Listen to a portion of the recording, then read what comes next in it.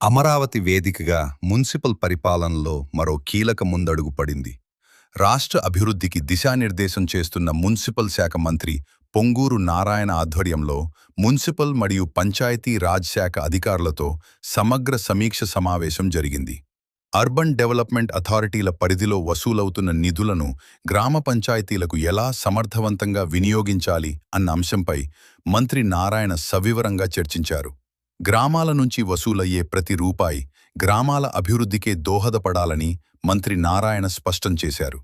వచ్చే ఆర్థిక సంవత్సరం నుంచి ఆ నిధులను నేరుగా గ్రామాలకే అందించే విధంగా కార్యాచరణ రూపొందించాలనే దిశగా ప్రభుత్వం అడుగులు వేస్తోంది. ఉప ముఖ్యమంత్రి పవన్ కళ్యాణ్తో చర్చించిన అనంతరం తుది నిర్ణయం తీసుకోనుంది ప్రభుత్వం. గ్రామాభివృద్ధి, పట్టణ ప్రణాళిక సమన్వయం, సమగ్ర పారదర్శకత ఈ మూడు అంశాల్లో మంత్రి నారాయణ చూపుతున్న దూరదృష్టి, చురుకుదనం రాష్ట్ర అభివృద్ధికి కొత్త దిశను చూపిస్తున్నాయి.